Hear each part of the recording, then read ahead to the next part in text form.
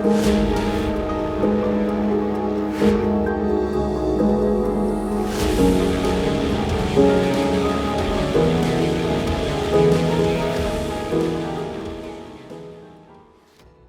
इब्राहिम है पाकिस्तान के सबसे बड़े सिटी का एक पुराना मोहल्ला।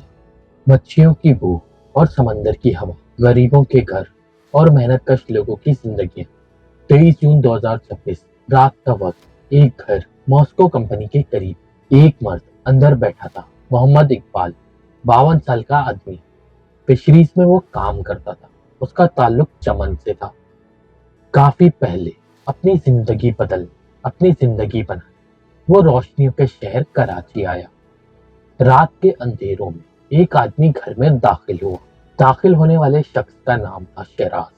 उसने घर में दाखिल होते मोहम्मद इकबाल गोलियां चला दी। वो गिर गया और वहीं दम तोड़ बैठा। मोहम्मद इकबाल की बीवी जो वहीं मौजूद थी, उसने एक आदमी को भागते हुए देखा। एक अजनबी एक अजनबी इंसान। पुलिस को खबर दी गई। पुलिस आई। केस दर्ज हुआ। पहले केस दर्ज हुआ अटेम्प्टेड रॉबरी गॉन का। लेकिन ये रॉबरी नहीं थी, एक साजिश, एक प्लान मर्डर। और जो लोग इस प्लान में शामिल थे वो कोई दुश्मन नहीं थे, कोई कर्जदार नहीं थे। वो मोहम्मद इकबाल के अपने बेटे थे, एजाज और जमशेद। अपने ही बाप को इन्होंने मरवाया, 15,000 रुपए और एक आईफोन के बदले।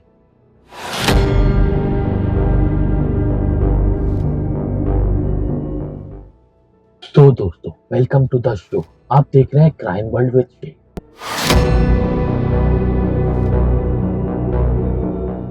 पहले जानते हैं मोहम्मद इकबाल के बारे में। मोहम्मद इकबाल कौन था? 52 साल का एक एजड इंसान जिसका असल मुल्क चमन था, पाकिस्तान अफगान बॉर्डर के बिल्कुल पास। वो चमन से निकले और कराची आए और इब्राहिम हैदरी में सेटल हो गए। मॉस्को कंपनी के करीब एक घर लिया। यहाँ फिशरीज में काम किया। पाकिस्तान का समंदर और मच्छियों की कहानियां। एक ऑनेस्ट कमाई, एक ऑर्डिनरी जिंदगी। बीवी, 7 बेटे थे, घर था, एक नॉर्मल फैमिली, एक मेहनतकश बाप, एक छोटा सा घर।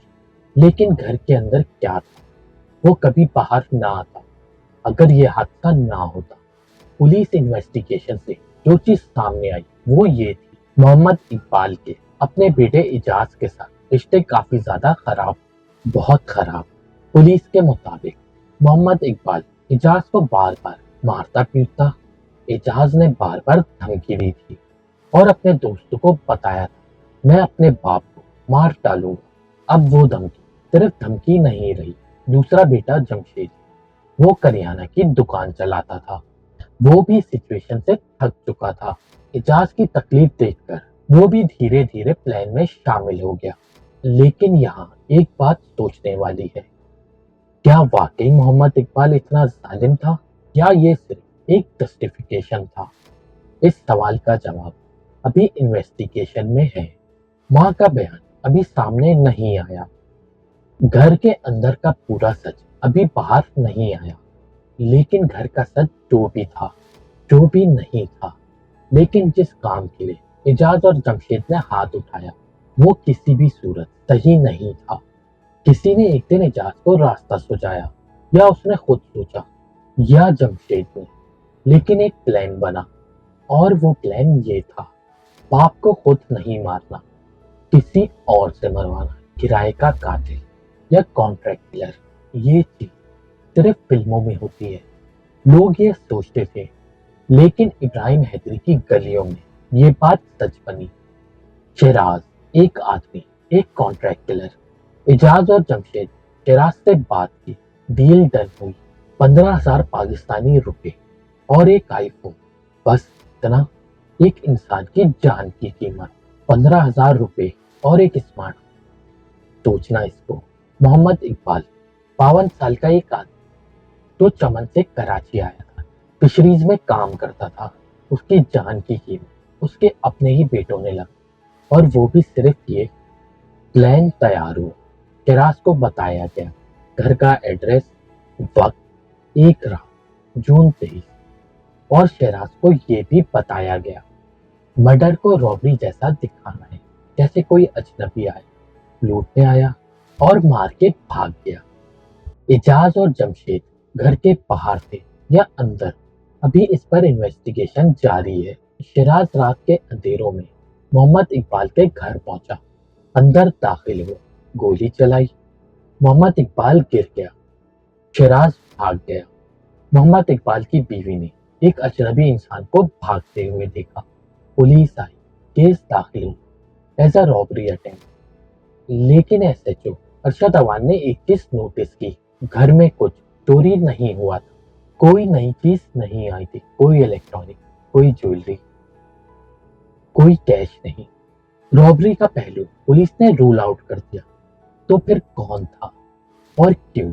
पुलिस ने इन्वेस्टिगेशन शुरू की।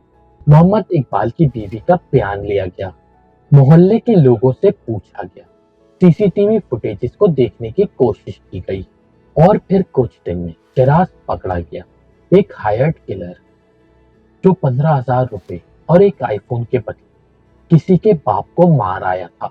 इंटेरोगेशन हुआ और शिराज टूट गया। उसने सारा सच बता दिया। इजाज ने कांटेक्ट किया था, डील की थी, घर का एड्रेस दिया था, वक्त बताया था और ये भी कहा था रॉबरी जैसा दिखाना है इस मर्डर को। पुलिस ने शिराज के बयान पर इजाज को ढूंढा, इजाज भी अरेस्ट। दोनों, शिराज और इजाज, पुलिस की कस्टडी में। मर्डर वेपन, एक पिस्टल, वो भी रिकवर हो गई, साथ में एक मोबाइल फोन और वो मोटरसाइकिल जिस पर शिराज मर्डर के बाद भागा था। लेकिन एक चीज अभी भी बाकी थी, दूसरा बेटा जमशेद। जमशेद जो करियाना की दुकान चलाता था, वो अभी भी बाहर था। क्या वो इनोसेंट? क्या सच में उस प्लान में हिस्सा नहीं लिया था? 5 जुलाई 2026 जमशेद भी अरेस्ट हुआ। इंटेरोगेशन रूम में पुलिस ने जमशेद से पूछा, तू जानता था? जमशेद ने कुछ देर खामोशी रखी और फिर सब कुछ बता दिया। जमशेद का बयान ये था, हाँ मुझे पता था, इजाज ने मुझे बताया था। मेरा बाप इजाज को बार बार मारता था। इजाज थक गया था, उसने कहा, मैं बाप को मार डालूंगा। मैंने पहले मना किया, मैंने रोकने की कोशिश की, लेकिन फिर मैं भी थक गया और मैंने हाँ कर दी। जमशेद जो ग्रोसरी की शॉप चलाता था, उसने भी मर्डर प्लान के लिए हाँ कर दी। वो भी प्लान में शामिल हो गया। उसने खुद हाथ नहीं उठाया, उसने खुद गोली नहीं चलाई, लेकिन उसने हाँ की। और कानून में जो हाँ करता है वो भी बराबर का मुजरिम होता है। यहाँ एक चीज नोटिस करो, जमशेद इसने पहले रोकने की कोशिश की, फिर मान गया। इस लाइन में बहुत कुछ है। एक भाई अपने दूसरे भाई की तकलीफ देख रहा था, एक बाप बार बार मारता था, दोनों बेटे थक जाते हैं। एक रोज प्लान बनता है, दूसरा जो प्लान में नहीं, लेकिन धीरे धीरे वो भी इस दलदल में खींच आता है। ये सिर्फ क्राइम नहीं, ये एक घर के अंदर की तबाही की कहानी है। इस केस में कुछ सवाल है जो अभी भी हवा में है। पहला सवाल, शिराज, एक आदमी जो किसी के बाप को मारने के लिए तैयार हो गया, सिर्फ 15,000 रुपए और एक आईफोन में। शिराज कौन है, कहाँ से आया? क्या पहले भी उसने ऐसा कोई काम किया था? कराची में ये कोई पहला केस नहीं, ऐसे हायर्ड किलर्स काम करते हैं। लेकिन ये केस इसलिए भी शॉकिंग है कि एक इंसान की जान की कीमत सिर्फ 15 और एक स्मार्टफोन। दूसरा सवाल, डोमेस्टिक वायलेंस का एंगल। मोहम्मद इकबाल इजाज को मारता था, ये पुलिस को पता चला जमशेद के बयान से। लेकिन क्या ये बात कभी किसी के सामने आई?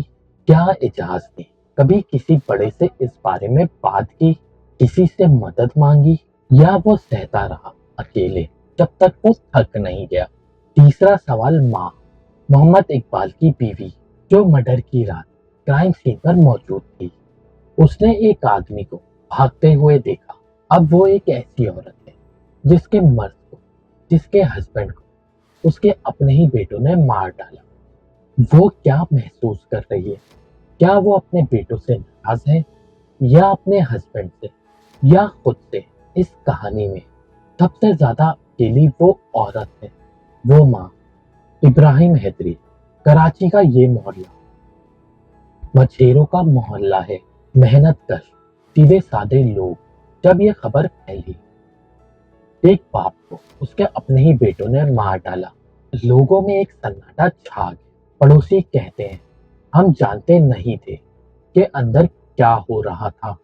और यही इस केस की सबसे बड़ी सादगी है, और यही सबसे बड़ा दर्द के अंदर के दर्द जब बाहर नहीं आते, और जब वो बाहर आते हैं तो वो सब कुछ तबाह कर देते हैं। सिर्फ एक घर को नहीं, बल्कि पूरी पूरी जिंदगियों को। एजाज, शिराज और जमशेद तीनों पुलिस की कस्टडी में हैं। मर्डर वेपन रिकवर हो गया है, मोटरसाइकिल, मोबाइल, केस अभी चल रहा है। मैं यहाँ कोई फैसले नहीं दूंगा, लेकिन एक बात जरूर कहूंगा, इस केस में दो अलग अलग ट्रेजेडीज हैं। पहली ट्रेजेडी, मोहम्मद इकबाल की मौत, एक मर्द एक बाप जो अपने ही घर में मार दिया गया। दूसरी ट्रेजेडी, इजाज और जमशेद जो एक ऐसे घर में पले जहाँ प्यार से ज्यादा दर्द था, जो थक गए और एक ऐसे रास्ते पर चले गए जहाँ से वापसी का सफर नामुमकिन है।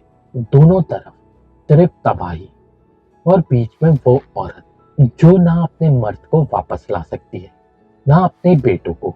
सो दोस्तों, अपना, अपने घर वालों, अपने आसपास में पड़ोसियों का हद से ज्यादा ख्याल रखो, चीजों को नोटिस करो और टाइम पर एक्शन लो। मिलते हैं नेक्स्ट केस। मैं हूं आपका होस्ट, टेक।